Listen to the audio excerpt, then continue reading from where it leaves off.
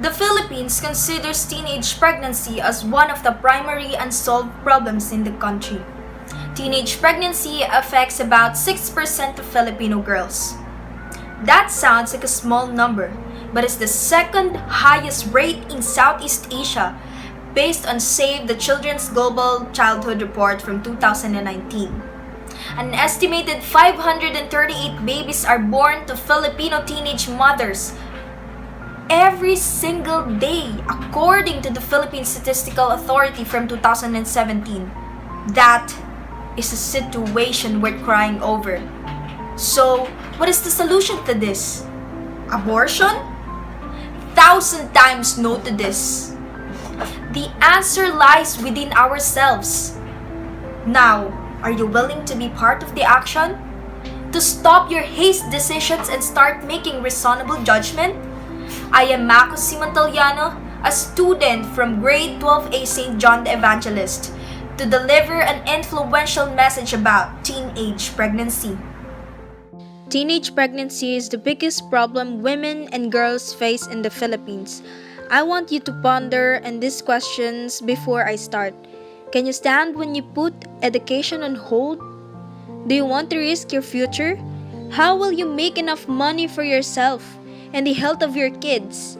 Is it worth it to have sexual intercourse rather than to have your education? How will you get a fine job to support yourself and your kid?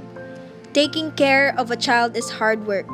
Not everyone can be a perfect or an average parent. Besides, you are only at your puberty stage, probably near to being legal. You do not have to waste your life just because of your sexual desires. Just because you feel unloved does not mean you have to give it to someone worthy of yours. It is not working that way. Likewise, you should not go against teenage moms, especially those who have experienced trauma from being abused and raped but do not believe in abortion. Instead, help them and feel that they are still valuable. As a woman, even if I am not in that situation, I can feel how heavy their catastrophes in life are. I sense helping and believing them makes it better than it is. There are two possible factors of teenage pregnancy I wish to discuss with you today. The first possible factor of teenage pregnancy is the lack of education on contraceptives and sexually transmitted diseases. The teachers teach the students about family planning and health. Furthermore, the advantages and disadvantages of contraceptives and their concept. I do not promote contraceptives, but I'm informing you of other ways to prevent having an unwanted child. It is your choice, free will, and decision to make. Another is the discussion on various indispositions, diseases, and their symptoms and effects on the body. Students must take the subject seriously, for it would bring them a bunch of life lessons. Another is the teaching of sex education. It is comprehensive, and the students feel more informed and they select safer choices and have healthier outcomes, hence resulting in fewer unplanned pregnancies and more protection against sexually transmitted diseases and infections. Therefore, be responsible and educate yourself, not to evade, but be aware of the consequences you will be holding. The second possible factor of teenage pregnancy is unwanted sex. Teen pregnancy is not simply about girls and boys being promiscuous or lacking access to sex education and contraceptives. Often, teen pregnancy is about girls losing agency over their bodies because of the intolerable injuries of being sexually violated. We have discussed some of the possible reasons to teen pregnancy, but I am sure most of you have been waiting to hear some actual statistics. Well, here they are. According to Manila Bulletin, the PNP logged 83 rape cases across the country from January 1 to January 7, 2021, up 7.79%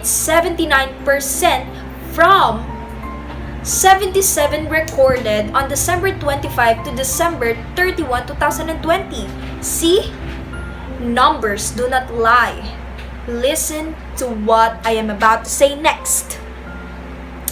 Based on the data from the World Bank, as seen in the United Nations Fund for Population Activities, or UNFPA, January 2020 policy brief on eliminating teenage pregnancy in the Philippines are 47 annual births for 1,000 Filipinas aged 15 to 19 years old, with the global average being 44, and every day 500 adolescent girls are either getting pregnant or giving birth. According to the National Demographic and Health Survey on 2017, teenage mothers are more prone to abuse, which reported that 26.4% of married women aged 15 to 19 reported experiencing physical, sexual, and emotional violence. You have heard the probable causes and consequences of teen pregnancy. I showed you some statistics to prove my point. This time, I am going to share the risks of teen pregnancy and make you think twice of your decisions. Pregnancy has never been a walk in the park for anyone. Teenagers, especially. Pregnant teens and their unborn babies have a list of unique medical risks, one of the most crucial being the lack of prenatal care. Teenage girls who get pregnant, especially those who do not have support from their parents, are at risk of getting inadequate prenatal care. Congenital deficiencies are the general result of neglecting prenatal care. Another risk of teen pregnancy is high blood pressure, also known as pregnancy-induced hypertension. Because of the immaturity of teenage development, they are more at risk than women in their 20s and 30s. Other risks to brush over seriously are premature births, low birth weight babies, STDs, postpartum depression, and feeling alone and isolated. Today, I hope you realize that teenage pregnancy is considered a consequential epidemic in our society. You have to be aware of the possible ends of copulation. And if you are one of the teen moms, do not be coated with angst or unwillingness to cope with the situation. Address yourself and let others hear your voice. And for men who should be responsible enough to hold on to their actions and be mature to consider the feelings and future of someone else's life, remember, being a parent at such a young age is becoming more and more common in this day and age, especially in this time of pandemic where everyone's emotional and mental health is at stake. That's all.